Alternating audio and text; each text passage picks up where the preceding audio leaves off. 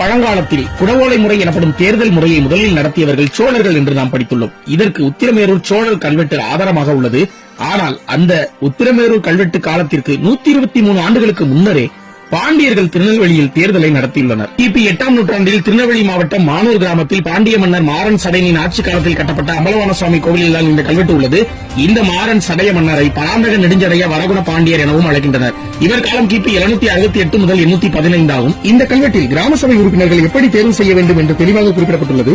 மேலும் வேட்பாளர்கள் 35 வயது முதல் 25 வயதுக்குள் இருக்க வேண்டும் என்றும், கல்வி அறிவு பெற்றிருக்க வேண்டும் என்றும், அவரிடம் அரைவேலி நிலம் இருக்க வேண்டும் என்றும், அரசுக்கு அவர் வரி கட்டுபவராக இருப்பவர் என்றும் இதில் குறிப்பிடப்பட்டுள்ளது.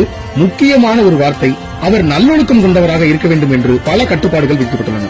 பாண்டிய வரலாற்றை முழுமையாக படித்தால்தான் தெரிய வரும் ஆதிக்குடிகள் பாண்டியர்கள் என்று. விரைவாக அந்த பாண்டியர்களை வெளிக்கொண்டு வருவோம். உங்களுக்கு பாண்டியர்களை ரொம்ப பிடிக்கும் அப்படின்னா லைக் பண்ணிட்டு நம்ம பக்கத்தை சப்ஸ்கிரைப்